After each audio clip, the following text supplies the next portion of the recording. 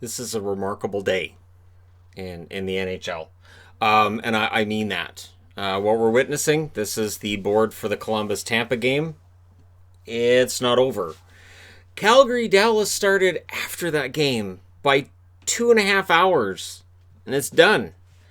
And honestly, it kind of felt like it was done early. And if you're a Dallas fan, you might feel a little bit better that it was overshadowed by what we're witnessing, which is historic. The Tampa Bay versus Columbus game one that is still taking place right now is now into historic territory, and I just feel honored to be watching it. I am a large supporter of the long overtimes and how fantastic these games can be, and the finishes always being something you remember where you are. This game didn't have that. And yet I was worried late that it might. I was worried late. I thought if this one goes to overtime, the only question I have now is whether or not the late game between Vegas and Chicago is going to start before this one's over. So it was Hudobin versus Talbot, and of course, anytime Hudobin's in there, I get concerned because he doesn't get the goal support that Bishop usually does. And if anybody's going to say, well, they don't give Bishop goal support either, oh, I know. It's just comparatively speaking, he gets a little bit more. Shots were 2-1 Flames 4.5 minutes into this game. The Stars get a post at the 5-minute mark. And it was kind of a chess match. And it would stay kind of a chess match throughout most of this game. Talbot denied Heiskanen when he got a chance. Radulov then took a penalty. The Flames go to the power play. And Radulov taking a penalty is kind of standard fare. And so Dubé gets a goal from Lucic and Backlund at 10:54 on the power play. And Milan Lucic continues to have a pretty solid run here. That's 5 straight games now where he's at least had 1 point. Perry then had a fight with Matthew Tkachuk. Again, Tkachuk doesn't really factor into the scoring, but his game definitely causes distraction, and it definitely makes a difference. And, kudos to Corey Perry for stepping up, but this team really needs more goals than what they've been getting, and so they're down 1-0. Dubé then takes a penalty. The Stars go to the power play. They were 1 for 9 in the round robin coming into this game today, and it wouldn't really change for them. Lousy power play for them. Solid penalty kill for the Flames. Not trying to take anything away from Calgary, but it wasn't a great power play by the Dallas Stars. Hudobin robbed Dubé on what was kind of a crazy play. And it could have gone in, didn't.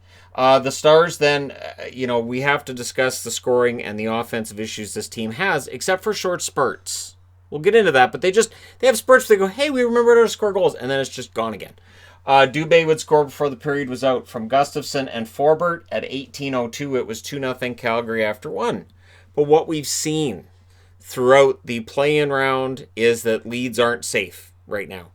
Early Stars chance was saved by Talbot. Hudobin then stopped a really good chance for Monahan, so both goaltenders look good at that stage. Good start for the Stars, who evened up the shots after being outshot in the first period. The Stars, I thought, were allowing too many odd man rushes. That's a problem. You can't do that against Calgary. Ask Winnipeg fans. Few chances. The Flames, I thought, were protecting the lead well until 9 seconds took place. Legit 9 seconds. It's Gurianov from Heiskanen and Alexiak at 10:52. They tried to give that goal to Pavelski. It didn't touch Pavelski. So the app was giving me the wrong goal score, and I'm like, seriously, I'm watching the game. Why are you trying to tell me that went off Pavelski when I can see on the replay it didn't? It actually deflected off TJ Brody. And then Jamie Benn gets a goal from Lindell at 11:01, and initially the app tried to give that to Radulov. Tried to say it was Radulov's goal, and I'm like, no, it wasn't Radulov's goal. That was Jamie Benn's all the way. And it went under Talbot's arm, and I thought, you know what, just keep shooting. Just keep getting lots of shots. Come on, keep it up. You've got Talbot shaken. It's Dallas. You let him off the hook. Anderson would score from Hanifin at 16:01. Initially, they gave Jankowski an assist on that. I guess they decided not to, or it goes back later. I don't know. The scoring in this game was strange. But that made it 3-2, and that was, to me anyways, I felt like that was a goal that was a deflator for Dallas. That they get the 2 goals in 9 seconds, and then right back off the cliff again. And Sekera was backed in on that one too. So Sekera needed to come out and challenge Anderson a bit, and he didn't. And Sagan then had a chance that was turned aside, didn't quite get through. He wasn't credited with a shot to that point in the game. So we get to the third, And they reveal that Johns, who got felled earlier, yeah, he's not returning to the game, so they're down to 5 defensemen. If Johns misses time, that hurts Dallas. There's no two ways about it. It definitely hurts Dallas. Giordano covered the puck on an early Stars chance. There was a turnover that gave Backlund a pretty good chance as well. It was a slow, kind of plodding third period, which I think favors Calgary. So the way they announced it, they made it sound like this is a Stars game and this is how the Stars need to play. And I thought, well, no, because this is how Calgary played against Winnipeg. This is how they do this. So I had some concerns, and here we are.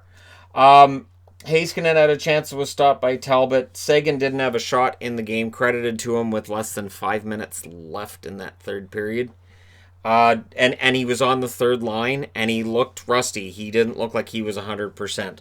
So there are a number of concerns if you're a Dallas fan. I had a number of concerns coming into today. This game did nothing to allay any of those concerns. 49 seconds left. There was a delay of game penalty on Giordano. The interesting thing was before that, the Stars could not establish the offensive zone to get Hudobin pulled with around 2 minutes left. And Hudobin was visibly upset when he was on his way to the bench and then he had to go back to the net because Calgary gets the turnover. So some frustration for the Stars showing up already, and we're in game one. Talbot robbed Pavelski with about 10 seconds left. That was the best chance that Dallas got. And honestly, I thought Calgary deserved this game. They win it 3-2. They're up 1-0 in this series.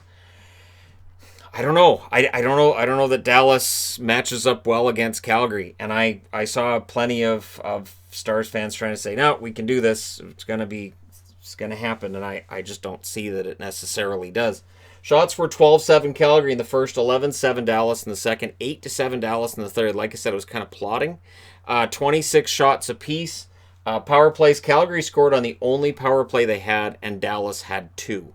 So, as one might have expected, we are now into the official playoffs, and all of a sudden all those power plays have gone poof. They're gone. Or the players are playing a cleaner game. It's up to you to decide which you believe. Cleaner players or referees putting the whistles away. It's probably a combination of both. Talbot saves 24 out of 26 in the victory. Again, I thought after that second goal by Ben that was a little bit of a leaky goal, Dallas let him off the hook. Hudobin saved 23 out of 26. I thought he played well enough, but Dallas definitely needs Bishop in there. And if Johns is going to be out, Sagan's clearly not 100%. I don't know what's going on with Tyler Sagan, but things don't look grand right now for Dallas. They look great for Calgary, though. The Flames have to be feeling pretty good about themselves. They steal the first game where they were technically the road team, right? I mean, it's in Edmonton, so they're all the road teams. The host teams didn't last past the play-in round. Who knew? But this is why with Dallas last week during the round robin, I said I was very concerned that Dallas was getting away with this and that they would be in the first round and they wouldn't last very long. I had really thought that it would have been better for Dallas if they'd been the number 5 seed and had to play Chicago. Yes, Chicago probably would have beaten them. Yes, Dallas would probably have been in the draft lottery yesterday, but I think it would have been better for Dallas to be in those games with a divisional rival rather than playing the style of hockey they were playing in the round robin, where they had 3 goals in 4 minutes and 52 seconds against Vegas, and that was it. And then they had the 1 goal against St. Louis before the shootout goal. Meanwhile, for the Flames, they went through a war of attrition with the Winnipeg Jets, came out of that one in 4, and they've been playing playoff hockey throughout. Lucic continues to be a beast for Calgary. And again, they get a victory. Notice, there are no points by their top line. We looked at last year when they lost against the Colorado Avalanche, and everybody just dumped on the top line. And honestly, other than the big chance by Monahan, they're not even on the board.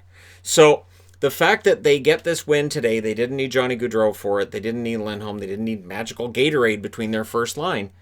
This is a really good sign for Calgary. This might very well be the sign that the Flames are ready to go on a bit of a run. So if you're a Flames fan and you're thinking, should I be excited? Honestly, watching this from afar and as somebody who cheered for Winnipeg and now is cheering for Dallas, I think so. I think it's impressive. It's not gooning hockey. It's good hockey.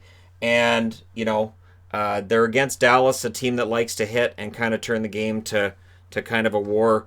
And that suits Calgary just fine. And Calgary has better offensive players than does Dallas. So there you go. Game 1 goes to the Calgary Flames. We'll see if there's a winner in this Game 1 here. I'm up to my 3rd board now for the Columbus-Tampa game for anybody who's curious. And of course, this pushes back the Boston-Carolina game, and there's some discussion about how far back do you push it before you just say, we'll have it tomorrow.